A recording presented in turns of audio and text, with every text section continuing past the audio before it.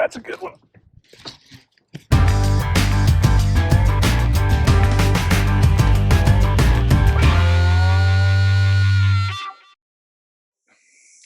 You know, I don't know what technically defines an old school fishing lure, but I think of baits like the spinnerbait. It's been around a long time. It's caught tons of fish, but maybe doesn't get the notoriety that it once did. Another one that fits that category for me is the soft jerkbait. I remember when these baits came out, I think it was in the late 80s. Man, we had some incredible days fishing these baits up shallow because bass had never seen anything so erratic and that so perfectly mimicked an injured bait fish. And certainly the soft jerk bait is still a pretty popular bait, but it really seems like it gets overshadowed, especially in tournament results, with the popularity of the bladed jig in the last 15 years or so.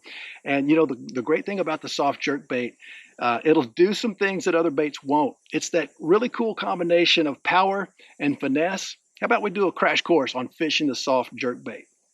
One of my favorite baits ever. All right, let's start with when do you throw the soft jerk bait? And really for me, anytime I'm in 5 feet of water or less, I feel like the soft jerk bait's a really good option. And I'm gonna use this bait to cover, you know, big, vast flats. And I can cover those flats really well. I can make long casts, work the bait up through cover, but I can also work that bait pretty quickly so I can be pretty efficient and also be pretty quick in covering those areas. Now, this is one of the few baits that actually seems to perform better the clearer the water gets. And because the bait has so many visual cues with that erratic behavior, it's just going to pull bass from a long way to attack the bait. This bait really shines around the spawn of the year. And you know, a lot of times those fish will just quit chasing moving baits on that 2 or 3 week window around the spawn. They won't hit a spinnerbait, they won't hit a square bill, but they'll still eat a soft jerkbait if it's presented right. And so that kind of lends itself to that combination of power and finesse that I talked about earlier.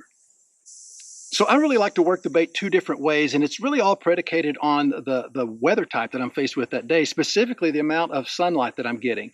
And so on those cloudy, low light days, maybe you have some chop on the water with some breeze, working that bait pretty quickly just under the surface in between the cover is going to be really effective, because on those low light days, bass are out away from the bushes and they're going to be chasing and hunting, and the soft jerk bait is going to be a great way to catch them. Now, on days that are sunny and bright, that's going to put those fish much closer to the cover. It's going to put them in the shade. And you can still catch them with the soft jerk bait. And the way that I like to do it, I just make a long cast beyond the cover type that I'm fishing. I'm going to twitch the soft jerk bait right up to the cover and just let it fall right into the heart of the shade. And I catch a lot of fish this way by just letting the bait fall on pretty slack line.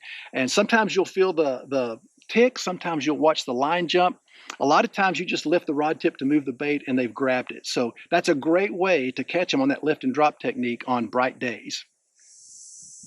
You know, there's several ways to rig the soft jerk bait, and there's a lot of adaptations to rigging the soft jerk bait that mostly involve trying to improve the landing percentage on these baits. Because if they're notorious for anything, it's balling up into the bend of the hook and inhibiting the hook set. And a lot of these techniques will have an open exposed hook, or maybe they'll have a treble hook stinger down below. But I just don't have that luxury fishing this heavy wood cover that I often fish here in Texas. And so I have to rig the bait weedless. And so to do that, I'm going to put it on a 3 or 4/0 extra wide gap hook, and that EWG hook really helps that bait, you know, pivot and swing away from that hook point and from the barb. And so those EWG hooks are a necessity to me. One thing that I think is really important is take your time and pay attention to how that hook point or how that hook is set into the plastic, because if it's off to one side or if you've got the bait kinked, you know, it's going to cause the bait to roll, and it's going to just not going to look as natural. So take your time and making sure that you get that bait really nice and straight on that hook point. Put that hook dead center into the back of the plastic, and then I'm going to skin hook it just to keep that hook point from getting exposed. And you know, most of the time I can fish this bait just about anywhere I want to fish it with that rigging technique right there. All right, let's talk about line setup for throwing the soft jerk bait. And I think fluorocarbon is the only way to go, because you're going to have that low visibility in clear water, but fluorocarbon also gives you a sink rate. So if you're trying to get that bait into that 5 or 6 foot zone, fluorocarbon is actually going to fall with that soft jerk bait. And really, for me, I think 15-pound either Seaguar Tatsu or Seaguar Abrazex are excellent choices. 15 pounds, plenty of strength to get a fish out away from cover, but it's not such a heavy line that it inhibits the action of the bait. And Tatsu and Abrazex are both just top of the line fluorocarbons. Tatsu is the double structure line. It's extremely soft and pliable, very, very good abrasion resistance. Abrazex is not a double structure line, but it also has those similar type qualities as Tatsu at a little lesser price point. So both of those are excellent choices for throwing the soft jerk bait. Now, it's really critical that you put a swivel about a foot or foot and a half above the hook. And because these baits are so erratic and they dart, they tend to roll sometimes, they'll really twist your line. That will eliminate that. And I use the same 15-pound fluorocarbon on the leader as I do on the main line. Regarding the specific soft jerk bait, hey, there are a lot of really good ones out on the market today. I've been throwing the Yamamoto D-Shad for, 10, 15 years now. And what I like about the D-Shad is it has a little extra salt content. So it makes that bait really dense and heavy, and I can throw it a long way, but it still has that really nice, soft, supple action. That's a great bait. So, hey, I want to close with this. Whenever you're twitching the bait, you want to make sure that you're twitching that bait on slack line. And what I mean by that is just making sure that rod tip recoils back to the jerk bait in between the twitches. Whatever your cadence is, allow that rod tip to recoil.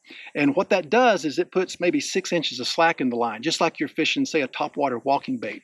And that really allows that bait to cut hard left and right. And those really hard, erratic cuts, that's what triggers the bass. Hey, hopefully that's given you some pointers on fishing the soft jerk bait. It's one of my all-time favorites. And if you're somewhat new to fishing, the soft jerk bait's a really foundational soft plastic that you need to add to your arsenal. And it's a bait that I feel like you have to have tied on anytime you're fishing shallow water. Hope it puts a ton of fish in the boat for you soon.